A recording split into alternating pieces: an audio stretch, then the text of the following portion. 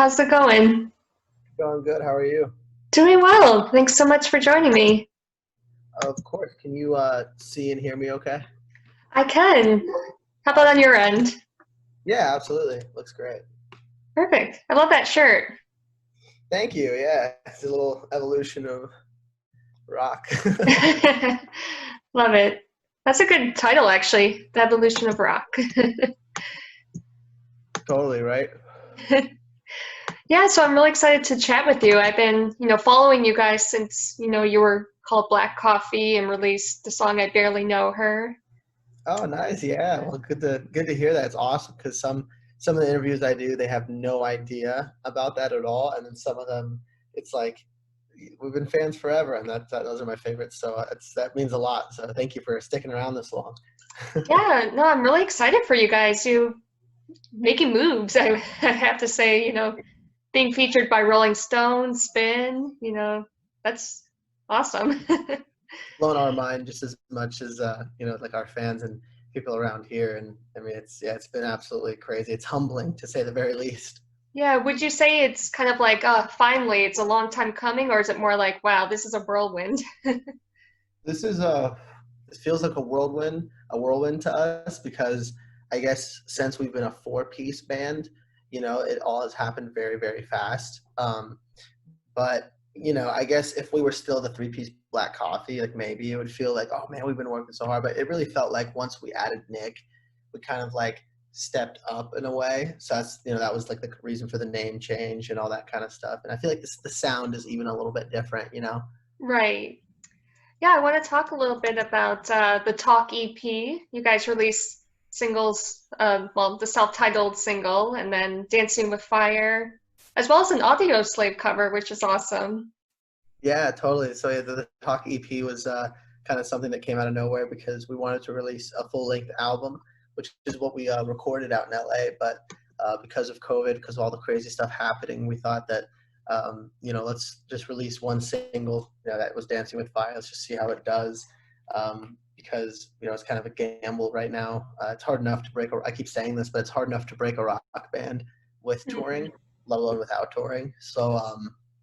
Dancing with Fire was well received, and that made us release the EP. And yeah, just yesterday we released Show Me How to Live, so it's also been luckily very well received. It's a big shoes to fill, so Oh, that was a lot absolutely. of fun to record it.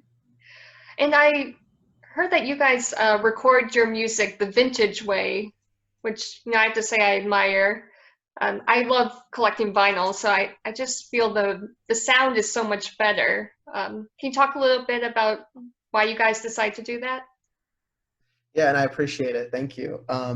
It's something that we all hold very dear.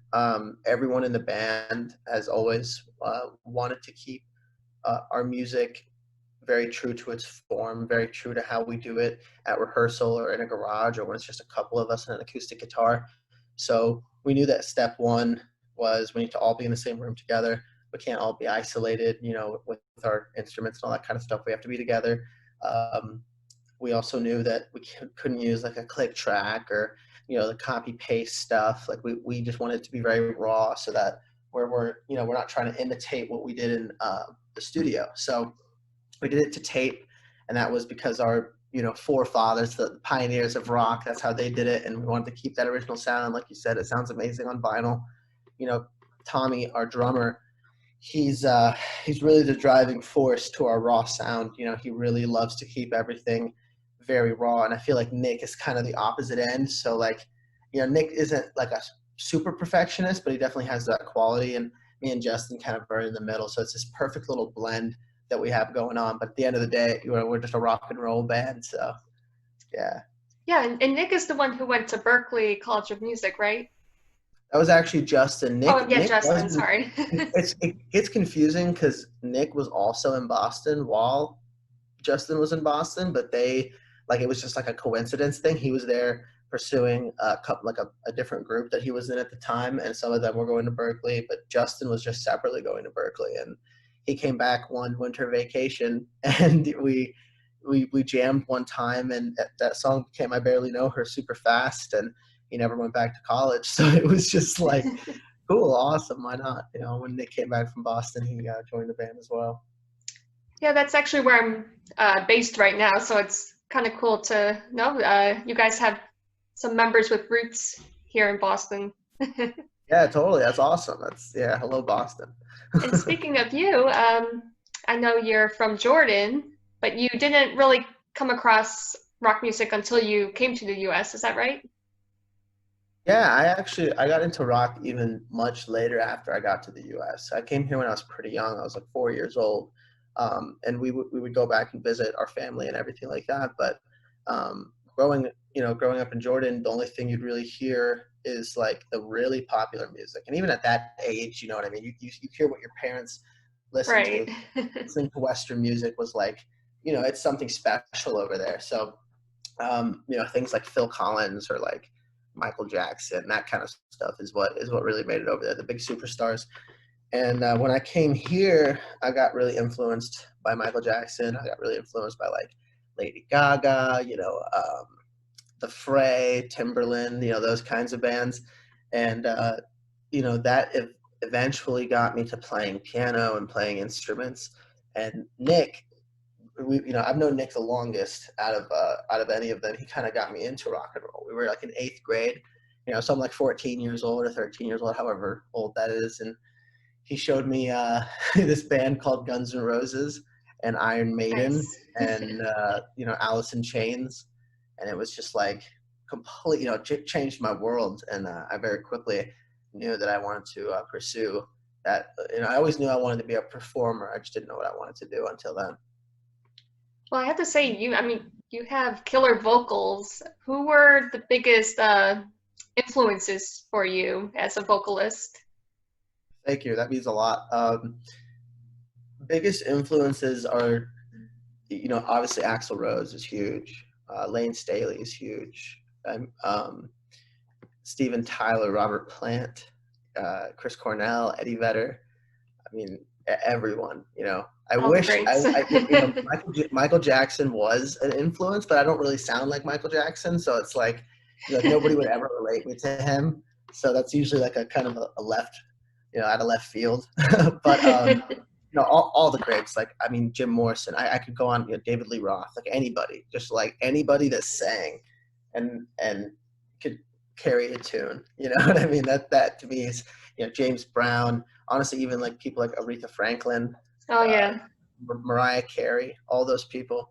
The whistle voice thing was like, I chased after that for a really long time. Whistle voice It's is like that hard. really, it's that really, really high. If you know what it is, it's that really, really high part of the voice. And I Yeah. usually throw it in as a sprinkle. But yeah, that's really, I mean, everywhere. It's everywhere. Billie Eilish right now, she's amazing. I wish I could Oh sing yeah, like she's her. killing the game right now. Yeah, she's dope. Oh yeah, that whistle note. I tried to do that, but just in my car.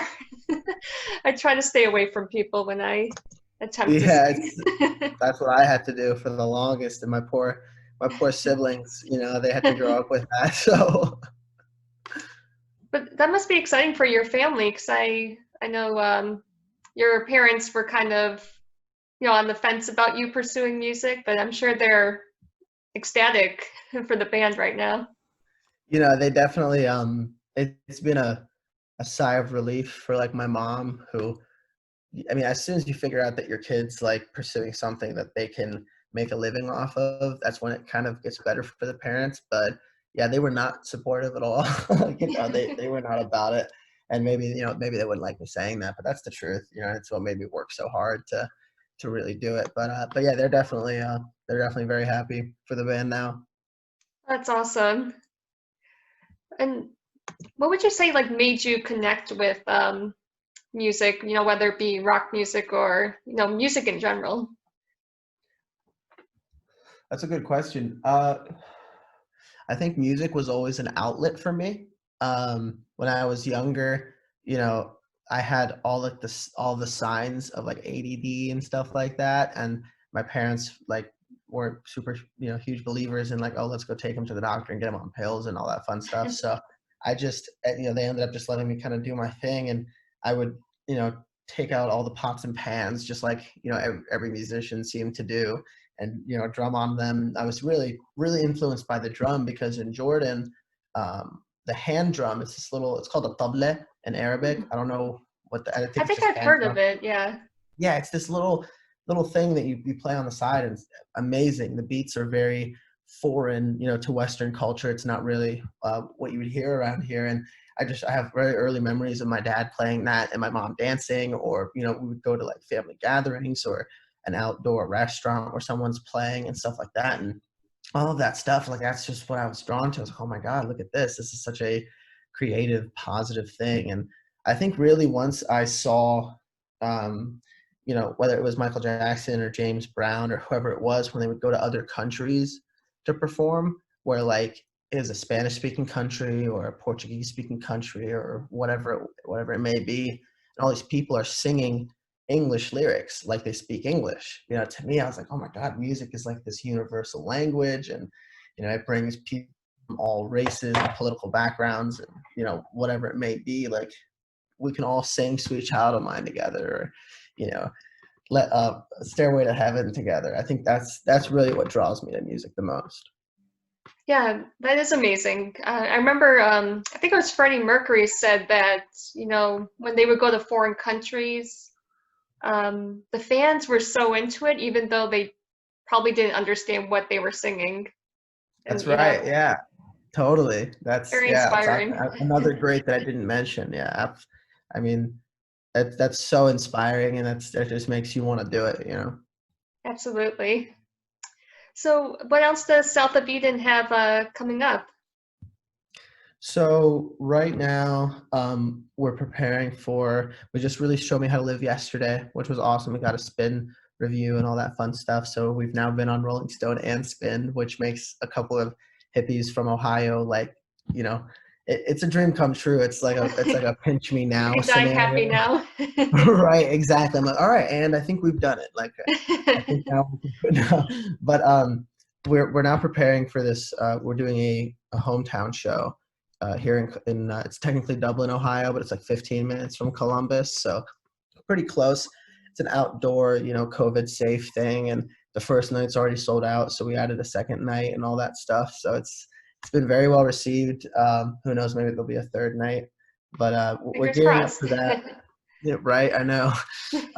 So we're gearing up for that. We're also kind of trying to figure out, what we're going to do for Christmas. We want to make sure that we get some kind of physical vinyl for the people that have been requesting it, so that maybe it's the EP plus some tunes. Maybe it's just some acoustic tracks or reimagined tracks. We have so many things that have already been recorded, and so many like little tricks up our sleeve. I feel like we're just trying to figure out how to place them. But as for right now, we're happy to be renewing contracts with the festivals that we were supposed to play this year. And otherwise, yeah, just if you follow us at South of Eden Band, I guess you can check out what's going on the day to day.